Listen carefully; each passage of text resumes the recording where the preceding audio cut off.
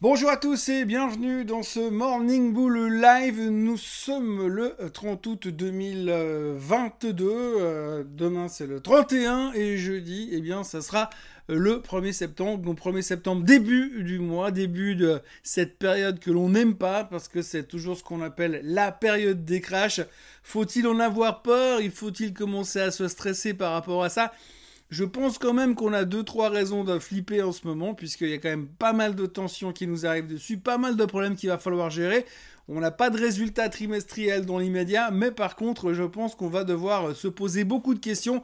On a digéré un petit peu ce qui s'est passé vendredi dernier, mais pas complètement. Alors hier, nouvelle journée de baisse un peu partout dans le monde. C'était pas forcément surprenant. Ce matin, si on regarde les futurs, ça a l'air de se stabiliser. Est-ce que vraiment on a déjà complètement intégré la chose? Est-ce qu'on est déjà prêt à se dire, bon bah voilà, maintenant on sait que Powell est plus vraiment notre ami? Je suis pas 100% sûr, et puis quand on regarde les graphiques, ça fait quand même un tout petit peu peur pour l'instant, donc on peut encore se poser beaucoup de questions, et je pense qu'il n'y a pas d'urgence de vouloir sauter dans le marché là tout de suite maintenant, parce qu'il n'y a que ça à faire.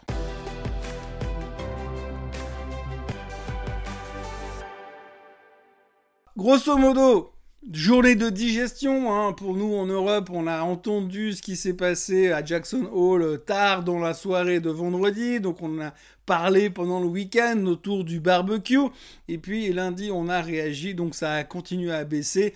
On n'aime pas ce côté marché qui n'est plus supporté par les banques centrales. On n'aime pas ce côté ultra hawkish que monsieur Powell nous a fait sentir. Et comme disait monsieur Elerian, pas plus tard qu'hier, il dit quand vous avez le patron de la Fed qui vous annonce le mot inflation, qui vous cite le mot inflation dans son discours, quelque chose comme 45 fois en l'espace de 8 minutes, eh bien vous savez que c'est une obsession, qu'il y a un truc qui a clairement changé dans la position de la Fed et que maintenant on va se diriger clairement vers quelque chose comme une lutte intense contre l'inflation. Mais évidemment, comme on en a parlé déjà hier et les semaines précédentes, si on lutte à fond contre l'inflation sans faire attention au reste, eh bien on a quand même cette forte probabilité de se retrouver en récession. C'est d'ailleurs un petit peu le discours de monsieur Stephen Roach, économiste proéminent aux États-Unis, qui a déclaré hier qu'il faudrait un miracle pour que les États-Unis échappent à cette récession d'ici les prochains mois, ou en tout cas pour 2023. Donc on sait que la tension est présente, et d'un point de vue purement technique, on l'a déjà dit et répété, le fait qu'on price réellement cette récession devrait nous amener en direction des 3000 sur le S&P 500, ça dépend comment vous calculez ça, mais les experts nous donnent un niveau, si on dit ok, on sait qu'il y aura une récession, eh bien techniquement on peut encore aller à 3000 sur le S&P 500. D'ailleurs, les techniciens sont tous en train de nous dire, eh bien c'est 3900, c'est la dernière barrière à ne pas franchir. Si on casse ce niveau-là, on va aller chercher des new lows, et puis après, il faudra voir à quel moment on s'arrêtera. Qu'est-ce qui pourrait nous faire arrêter? Pour l'instant, difficile à dire, puisqu'effectivement, quand on regarde la longue liste des problèmes que l'on a, on n'est pas vraiment sorti de l'auberge. Et la première chose qu'il faut regarder, la première chose qu'il faut analyser, c'est tous ces chiffres qui vont nous tomber dessus ces prochains temps. Et on va commencer pas plus tard que ce matin avec les chiffres du CPI en Allemagne. Alors l'Allemagne a annoncé hier qu'ils avaient rempli leurs réserves de gaz. Donc apparemment, ils auront ce qu'il faut pour tenir cet hiver. En tout cas en Allemagne, on ne sait pas comment c'est dans le reste de l'Europe. Mais on sait que ce stress au niveau du gaz en Allemagne était énorme. Ils ont rassuré de ce côté-là. Par contre, l'autre problème, c'est qu'ils ont payé très cher ces réserves de gaz. Ils ont payé très cher le fait de pouvoir remplir leurs réservoirs avant la mauvaise saison. Et ça aura inévitablement des conséquences sur les dépenses du gouvernement, donc sur l'inflation. Et donc on se dit forcément les chiffres risquent de pas être terribles ce matin. Donc à surveiller quand même attentivement la perception que l'on va en avoir. Parce qu'effectivement, si l'inflation est de nouveau très haute en Allemagne, eh bien on va imaginer que forcément la BCE, qui va se réunir la semaine prochaine, va devoir agir assez rapidement, et pas parcimonieusement, mais pratiquement aussi violemment que l'a fait la Fed. Ce sera une des craintes, et ce sera quelque chose que le marché pourrait ne pas forcément apprécier. On le voit d'ailleurs sur le graphique du DAX également, qu'on est sur des niveaux quand même assez critiques au niveau du DAX, parce que si on va chercher les new lows de ces récents mois, eh bien, il y a quand même un risque assez incroyable qu'on puisse aller casser encore plus bas et se prendre encore environ 1000 points de plus de correction sur le DAX. Donc, méfiance quand même par rapport aux chiffres du CPI. Ça, ce sera la première chose. Demain, on aura aussi les chiffres du CPI français. On en reparlera bien sûr demain. Il faut toujours se méfier par rapport aux chiffres du CPI français parce que globalement, ce qu'on retient à l'intérieur de ces chiffres, c'est qu'il est un peu biaisé par le fait que le gouvernement offre beaucoup d'aide au peuple. Donc du coup, forcément, ça compense un petit peu l'impact direct de l'inflation. Mais ça restera quand même quelque chose à surveiller ces prochains jours parce que l'inflation va rester notre problème principal. Puis ensuite, on parlera plus tard dans la semaine des non-farm payrolls qui va montrer la force relative de l'économie et qui pourrait conforter Monsieur Powell dans son intention de monter encore les taux. Il y a une chose qui commence aussi à apparaître dans les médias américains dont il faudra quand même se méfier un tout petit peu, c'est l'ultra-concentration sur les GAFAM. Alors, c'est un thème qui revient régulièrement. On voit aujourd'hui quand même qu'après l'annonce de Monsieur Powell de vendredi, eh bien, il y a de nouveau ce changement de paradigme. Les gens, ils vont sortir de la croissance, ils vont aller s'installer plus sur du value. Aujourd'hui, on est quand même plus tranquille avec des titres qui sont un peu défensifs, qui payent des dividendes, plutôt que d'aller se positionner sur des machins ultra spéculatifs qui sont basés sur la croissance. Donc, du coup, on se pose quand même la question, quid de Apple, quid de Google, quid d'Amazon? C'est quand même des titres qui sont là depuis des décennies, qui cartonnent depuis des décennies et qui ont rapporté beaucoup de croissance aux investisseurs et qui représentent une grosse valeur dans les portefeuilles américains. Ce qui veut dire aujourd'hui que c'est un peu le dernier rempart. Si les gens commencent à réduire leur position dans ces titres-là, parce qu'ils les considèrent comme des titres de croissance, parce qu'ils ont besoin de sécurité, ça risque de créer un effet boule de neige, puisque si vous commencez à réduire des positions massivement sur ces quelques titres-là, qui sont quand même énormes dans le S&P, je rappelle grosso modo que l'ensemble de ces titres représente plus ou moins entre 20 et 25% du S&P 500. S'il y a une grosse pression vendeuse sur ce secteur des GAFAM, ça risque de faire très très mal.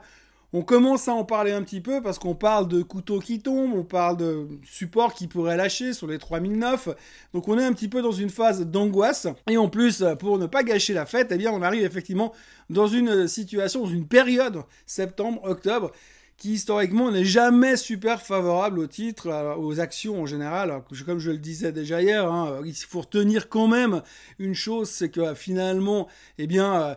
c'est pas tous les mois d'octobre et tous les mois de septembre qui sont difficiles, mais là, dans la situation spécifique dans laquelle on est, quand vous amenez le macro, quand vous amenez le géopolitique, quand vous amenez les craintes inflationnistes et la Banque centrale qui n'est plus vraiment notre ami, vous avez quand même un joli petit paquet qui pourrait, pouf, nous péter à la figure. Un des pétages à la figure qu'il faudra surveiller, bien sûr, c'est via le pétrole, parce que si le pétrole redémarre à la hausse, eh bien, c'est là aussi qu'on va se reposer des questions sur l'inflation, parce qu'imaginez le calcul, si Powell voit le pétrole repasser au-dessus des $110, eh bien, forcément, son calcul d'inflation du prochain CPI de dans 2 semaines, ça risque de faire un tout petit peu bobo quand même. Donc, méfiance là-dessus. D'ailleurs, c'est ce que je disais ce matin dans mon autre chronique. Je pense qu'effectivement, si l'on veut se protéger contre le côté énergie qui va exploser durant les prochaines semaines, peut-être qu'il serait intelligent de s'exposer un peu à toute la thématique pétrolière en pariant sur le fait que tout ce qui est en train de se passer aujourd'hui pourrait faire monter le baril.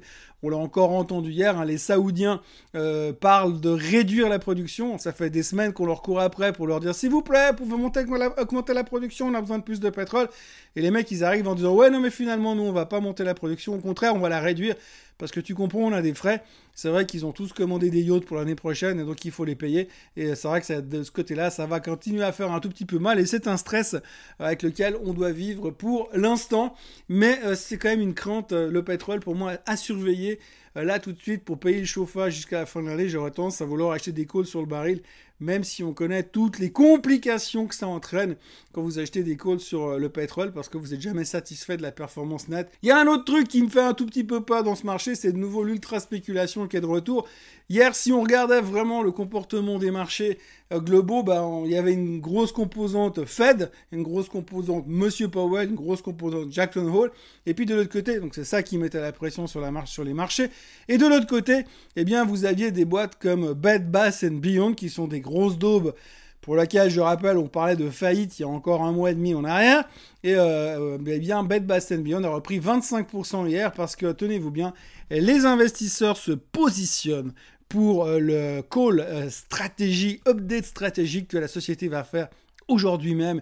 Et ce call d'update stratégique devrait bien évidemment tout changer pour Bed Bath & Beyond. Alors je vois assez mal qu'est-ce qu'ils pourraient annoncer qui justifie une hausse de 25%, mis à part le fait qu'ils ont trouvé des vaccins contre toutes les maladies qui existent sur la planète et puis qui vont se lancer dans la production de téléphones portables et de smartphones.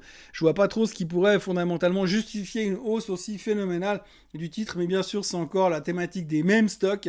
Donc on connaît l'histoire, hein, c'est du short squeeze, c'est des retail traders qui se poussent tous ensemble et qui font exploser les titres. C'est jamais très sain et on sait qu'à chaque fois ça finit jamais très très bien non plus.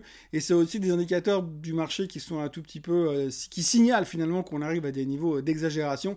Et encore une fois, ce serait bien que finalement tout ça nous mène à une capitulation finale. Alors oui, je sais, ma chaîne c'est Morning Bull, je peux pas être Morning Bear, mais là il y a des moments où ça me gêne quand même un tout petit peu d'être trop bullish dans l'environnement dans lequel on est actuellement. Voilà ce qu'on peut dire aujourd'hui. Donc on a digéré, on est en train de digérer. Ce matin, les futurs sont légèrement mieux. On espère qu'on arrive à tenir le choc. Attention aux chiffres économiques qui vont nous tomber dessus aujourd'hui, demain. Et puis surtout vendredi, ce sera probablement le juge de paix de cette semaine. Pour l'instant, tout le monde est en train de se dire on a compris ce que M. Powell veut faire. Il va falloir l'accepter. Est-ce qu'on l'a déjà accepté? Grande question, mais pour moi, pour l'instant, on reste quand même dans la configuration never catch a falling knife. On n'attrape jamais un couteau qui tombe.